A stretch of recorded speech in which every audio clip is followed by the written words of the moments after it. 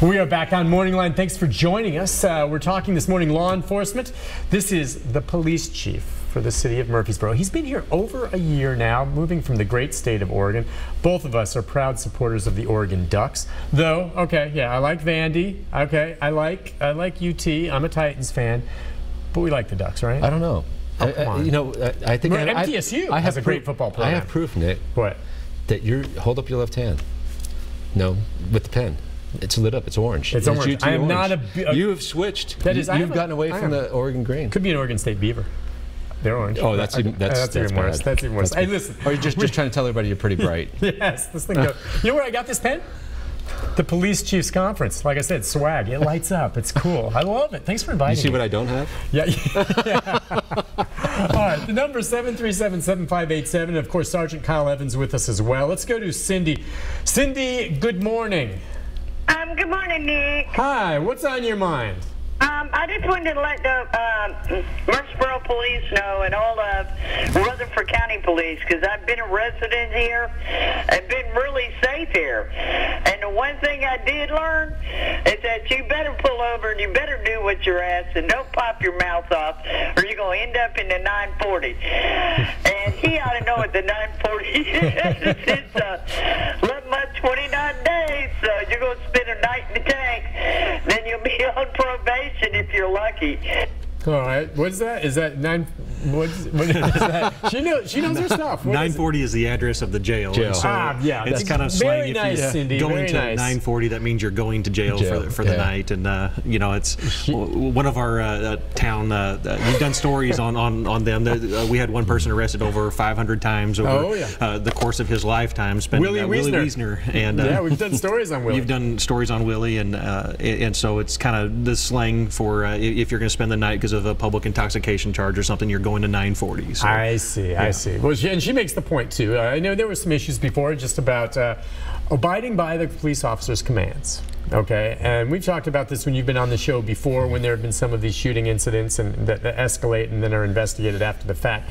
But the fact that sometimes there are those, especially within the African American community, that don't necessarily view law enforcement the way others do, and there may be some degree of fear or perhaps hesitation when they receive commands.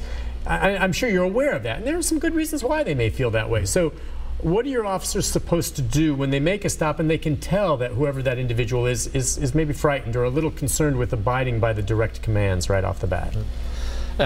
What the word is and what we're training is to de-escalate the situation, is to ramp the situation down so that it's more of a calming presence, because the person can be excited because they might be speeding for a certain reason because of something that's happened. But we want to de-escalate the situation. That's what we train our officers, to de-escalate the situation and not escalate it up. At the same time, is we treat people with dignity and respect all the time as law enforcement, and I think our officers do a good job throughout Middle Tennessee. But we really have to do that because you're only going to get respect if you give it. And so at the same time, we've seen situations where the citizens have been totally disrespectful and have just exacerbated the situation, and we've seen our officers act professionally. So it's always nice to see that. So, but again, no matter what we're involved in, we need to bring the situation, calm it down, and let's talk about it, whether it's a protest on the square or a traffic stop. Patience and calm and respect. Yeah, if everyone just followed that, things would go a lot smoother. Let's go to Gerhardt. Gerhardt, good morning. Good morning. I got a comment. Sure, sir. Prior to the new construction out at Barfield, I wanted to ask, back in the late 70s, early 80s, there was an accident, and I was wanting to know who would come to the accident. Would that be city or county police? And because my grandfather, he had a problem one time, and he had to go to VA, and both come out there to help him. And I wanted to see if the accident took place, because nobody didn't come out there at that time. And was this in the city, or do you know where did it happen? You said ballpark. It's more metro you're talking? Well, he hung up. I think you said Barfield. Okay, I apologize. I didn't catch that. Go ahead. When I started at the police department, the city limits was at the Barfield and 231 South Church Street there. So we didn't go much further. Now we go maybe 10, 15 miles past where the old city limits were, maybe even farther than that. There's neighborhoods, there's shopping centers, there's all kinds of things beyond the city limits in that particular area. But at the time, he said it was in the 80s, it would probably have been worked by the Tennessee Highway Patrol, because if it's in the county, it's a serious accident, the Highway Patrol would typically work those because they specialize in investigating crashes. And so while the Sheriff's Office would probably respond as first responders, the Highway Patrol would do the investigation. And that's pretty much the trend today still, where the Highway Patrol is, they specialize in that. So it depends on where it was at in Barfield, but more than likely it would have been Tennessee Highway Patrol. Gotcha. All right, good. Thanks for your call, Garrett. Let's go to Gerhard. Let's go to Candy. Good morning, Candy. Good morning to you and your panel. I would like to ask the question with the chief right there. Okay, I was walking yesterday, and I know you officers have, now I'm in Nashville. I know you all have these trained dogs, but this literally scared the daylights out of me. Okay, I was walking, and all of a sudden this officer came with his car with the dog. That dog viciously barked at me. It scared the daylights out of me. I literally jumped, because that never happened. And I wanted to ask you, in my lifetime, long as I've walked, this has never happened. Do you think that dog, I don't know what, if he had got out of that car, I know he probably would have ate me up. Yeah, listen, canines. And I want to ask the officer, do they train their dogs to bark at people like that? You know, I was just concerned, and that's why I'm calling. Sure, thank you for your call. You guys have canine officers, do you not? Well, let me tell you, I was walking into the building just yesterday, and there was a canine car outside of our, in the parking lot where all the police cars park, and the car was almost shaking, and it was barking, and I was scared to walk by the car. So we tell our officers, if a canine's out on a scene, all the officers need to get back in their cars so that they don't get bit by the canine. But a canine is a great tool. They're very well trained. They're a tool to apprehend fleeing suspects, to search for drugs and narcotics. So we also have other dogs that are non-aggressive that search for missing children, the elderly, and so forth. So it's a great tool. It's a great resource that we have.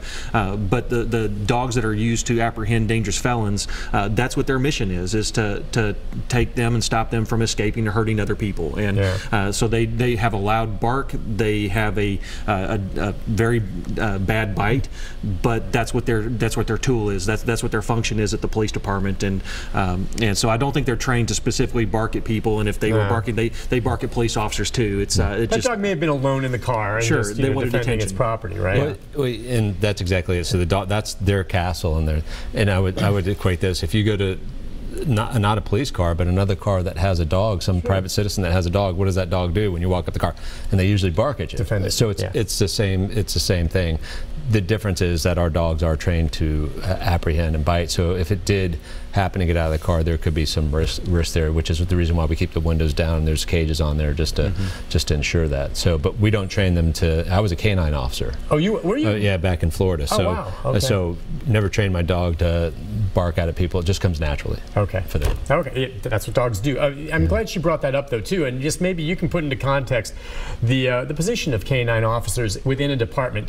There was this case just a couple weeks ago, tragic case, and I know as a canine officer you probably really sympathized with this. There was a canine stabbed to death that was involved in apprehending a car thief suspect in Crossville. And in the days following, you know, a lot of outpouring. It was awful. The dog went into the woods while his handler was coming back. The guy turned with a knife and stabbed the dog. The dog staggers back out to its handler, bleeding, but that knife could have been turned on the human. And this dog was a dang hero is what he was. And the guy who stabbed him is a scumbag.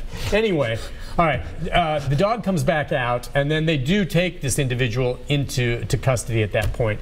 And a lot of people were like, well, you know, this guy killed an officer. Now, did the suspect kill an officer? What's the rank? Where does a canine sit in the realm of officers? Does it have a rank, a canine unit? Is it considered an officer? And I'll defer this one to Kyle because Florida was a little different. Well, you know, I think that canines are a great resource for law enforcement, but no animal is the same as a human being. Human life is the you can't replace a human being. No, you can't replace a dog either. But you know, at the end of the day, a human and a dog are not the same. And but we hold a canine to the utmost respect. We honor them with the utmost respect. He was given a big funeral procession and everything. We sent police cars to help honor that. Did you? Okay. You know, and I think at the end of the day, a canine partner to an officer is like a member of their family. They live at home with their family members. They stay with their family members. And to other police officers, canines are equally as are treated as a loved part of the department. But still, at the end of the day, it's not a human being. Which is why this individual is not charged with murder. However, the state did go back and change the laws a bit, where it is now a felony. Yes, as it should be. As it should be. Yes. It should be. So, anyway, that yeah, that dog was a hero. Let's go to Herbert. Herbert, good morning. Good morning. Hey, Herb, what's on your mind? I want to know why across this country, everywhere I go, the police, you ever seen a dog chase a rabbit? Sure. Okay, that's what it feels like when I leave out my house. I feel like I'm a rabbit and y'all are the dogs and somebody done turned y'all loose. Do you get pulled over a lot, or what are you referring to? Yes, I have. And I'm a disabled veteran, and I got mental problems. Okay. I came back home paralyzed. Hey, I've gotten several tickets, a couple times, speeding too fast. I can't read all the signs, but... Okay. Well, all right.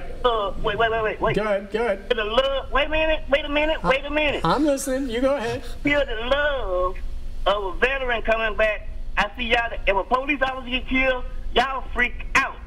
If an officer from the Army get killed, he dead, buried. Move on to the next thing. You know, I don't see the same respect that good people give, and y'all want respect, but you don't give it because y'all chasing people like a dog chase a rabbit. Okay. Well, thank you for your service. Let me start by saying that we appreciate what you've done for our country, and I think it's important that we recognize that. So thank you, Herbert, for your phone call, and thank you for your service. Yeah.